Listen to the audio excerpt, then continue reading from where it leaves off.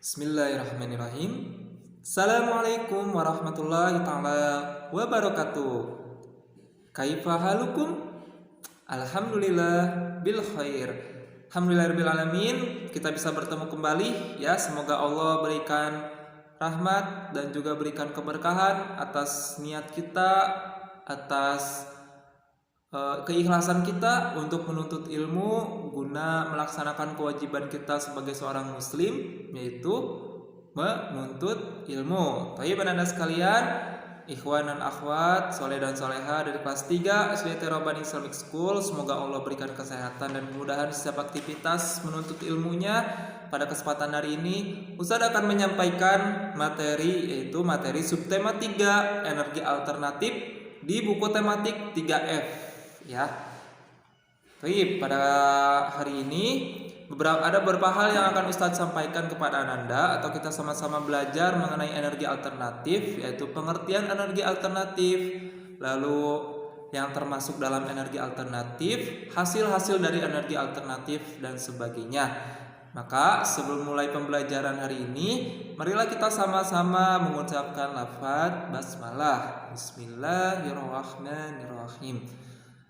Baik, sebelum ke pembelajaran, seperti biasa Ustadz meminta Anda selain untuk menonton video ini, sambil mempersiapkan buku tematik 3F-nya, dan silakan buka halaman 64 atau subtema 3 di buku tematik 3F.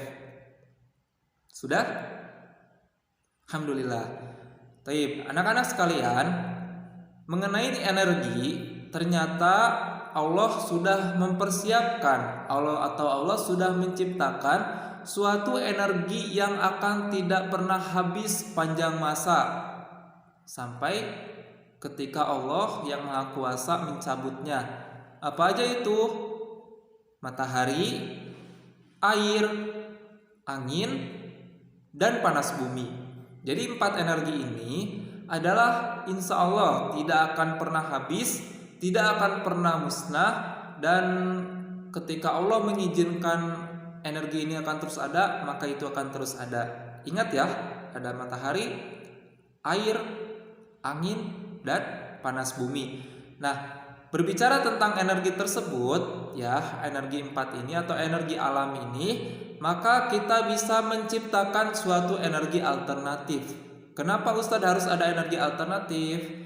Karena energi-energi yang lainnya seperti listrik, seperti gas, minyak bumi, LPG, kimia, dan sebagainya itu akan habis masanya.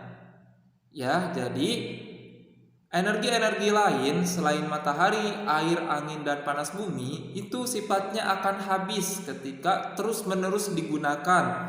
Untuk itu, untuk mengantisipasi hal tersebut, maka kita memerlukan suatu energi alternatif atau energi pengganti untuk energi yang biasa kita gunakan sehari-hari. Maka kita memerlukan energi-energi yang Allah Subhanahu wa taala ciptakan ini. Apa aja? Matahari, air, angin, dan panas bumi. Energi matahari yang pertama. Tentu kita tahu energi matahari merupakan suatu sumber energi utama di muka bumi.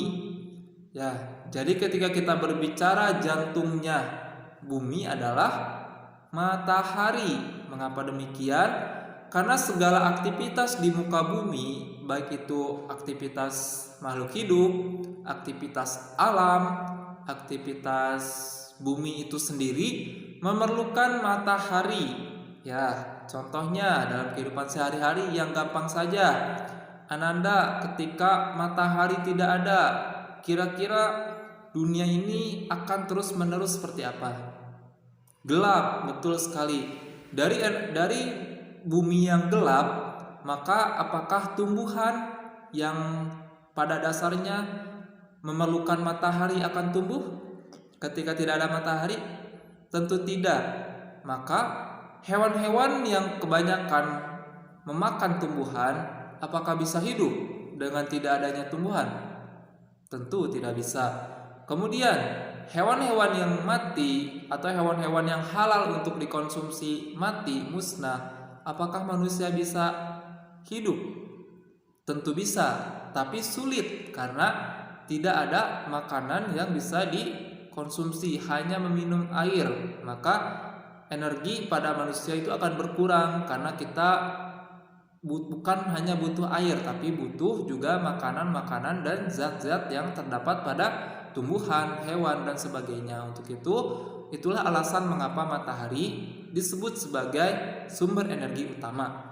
Nah, jadi pada matahari ini, anak-anak sekalian, bisa kita akalkan atau bisa kita gunakan atau bisa kita manfaatkan untuk menghasilkan suatu energi alternatif tentunya. Nah, cahaya matahari ternyata ketika menggunakan panel surya itu bisa menghasilkan listrik. Nah, jadi dulu kita sering mengetahui bahwasanya listrik itu hanya sebagai sumber utama, tetapi ternyata tidak, bahwasanya listrik itu bisa dihasilkan dari beberapa sumber, ya, salah satunya matahari. Jadi melalui panel surya, matahari ini atau cahaya matahari ini bisa menghasilkan energi listrik. Nah, energi listrik tersebut tentu bisa digunakan untuk kehidupan sehari-hari. Hanya saja kekurangannya pada saat ini masih sangat minim bagi kita untuk menggunakan panel surya sebagai alat untuk menciptakan listrik dari sinar matahari, karena harganya yang mahal dan juga satu setnya itu ataupun dalam proses menciptakan listrik dari sinar matahari ini perlu waktu yang sangat lama. Tetapi suatu saat pasti akan ada, ya, pasti akan ada bagaimana kita memerlukan sinar matahari sebagai energi alternatif. Yang kedua, sumber energi alternatif yang kedua apa? Angin.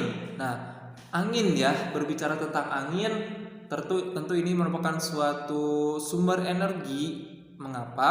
Karena sejak zaman dahulu sebelum ditemukannya mesin-mesin dan sebagainya, ternyata angin ini digunakan untuk berlayar di laut. Jadi para nelayan itu menggunakan angin sebagai energi untuk menggerakkan kapal mereka. Ya, mungkin Anda sudah tahu, mungkin Anda sudah pernah menonton di film-film ataupun di video dan sebagainya, bahwasanya pelaut-pelaut zaman dahulu sebelum ditemukannya mesin-mesin dan sebagainya itu menggunakan angin sebagai energi untuk menggerakkan kapal tersebut. Jadi, nah, dari angin ini ternyata bisa juga menghasilkan suatu energi listrik. Nah, bagaimana Ustadz? Kenapa dari angin bisa menjadi listrik? Ternyata manusia bisa menemukan alat yang namanya aerogenerator, yaitu suatu alat yang bisa menghasilkan listrik dari angin.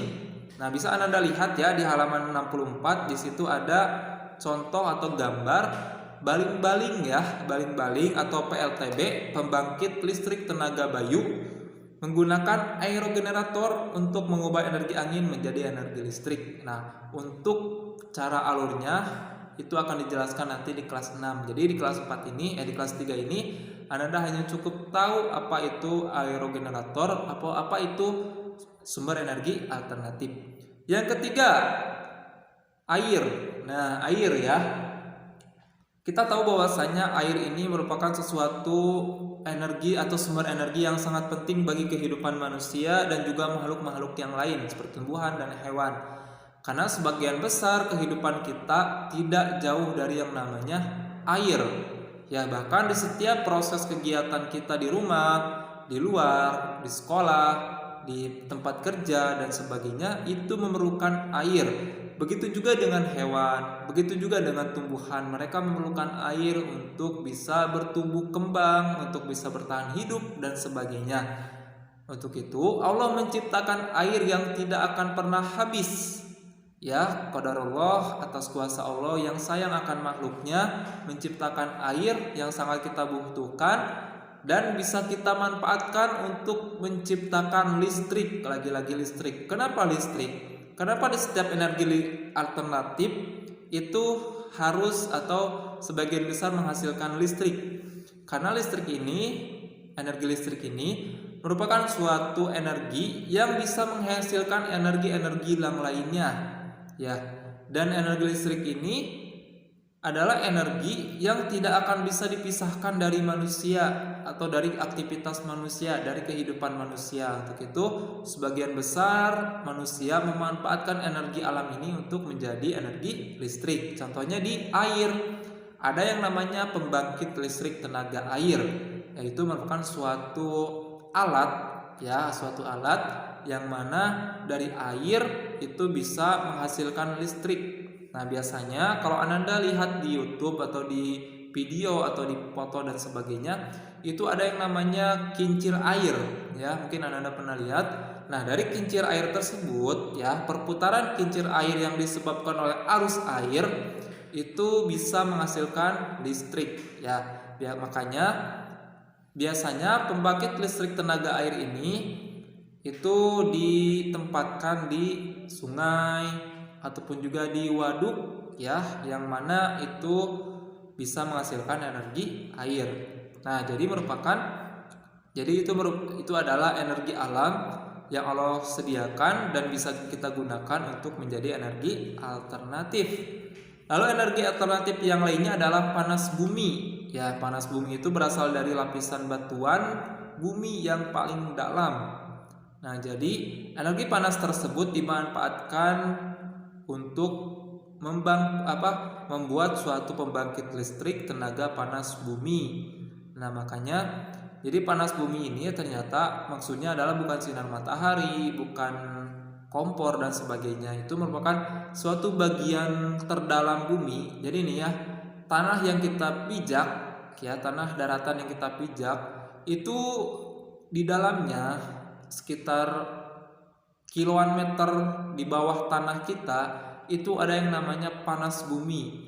Jadi kalau misalkan Ananda untuk menambah ilmu pengetahuan mengenai bumi, Ananda bisa lihat di YouTube, searching mengenai lapisan bumi. Jadi ada lapisan di bawah tanah kita yang sifatnya itu sangat panas, bahkan bisa mencapai 1000 derajat Celcius. Bisa seperti panasnya matahari, tetapi tidak matahari yang bagian dalamnya, hanya matahari bagian luarnya. Nah, itu merupakan suatu panas bumi yang bisa digunakan untuk pembangkit listrik. Nah, itulah salah satu atau beberapa energi alternatif. Ya, bisa Anda lihat di halaman 64 mengenai energi alternatif. Jadi Anda bisa paham ya bahwasanya energi itu bisa habis kecuali energi-energi alam seperti energi air, angin, matahari, dan panas bumi. Itu adalah energi yang tidak akan pernah habis insya Allah ketika Allah mengizinkannya, ya. Selanjutnya silakan buka halaman 74. Kita akan membahas tentang pelestarian sumber daya alam. Pelestarian. Kira-kira apa itu pelestarian? Anda harus tahu sebelum kita mengenal sumber daya alam, kita harus mengenal terlebih dahulu arti dari pelestarian. Anda di rumah memiliki HP, ya, tentu ya. Ataupun ayah Ananda atau bunda Ananda bisa atau memiliki HP. Nah, kira-kira ketika Ananda memiliki HP atau ayah bunda memiliki HP, tentu pasti dirawat, ya. Ketika baterai habis dicas, ketika pulsa habis diisi, ketika HP rusak diperbaiki dan sebagainya. Nah, itu merupakan pengertian dari pelestarian. Jadi pelestarian itu adalah kegiatan yang dilakukan oleh manusia untuk menjaga, merawat, dan memperbaiki segala yang terjadi di alam, ya. Jadi sekali lagi pelestarian itu merupakan suatu kegiatan menjaga, merawat, dan memperbaiki.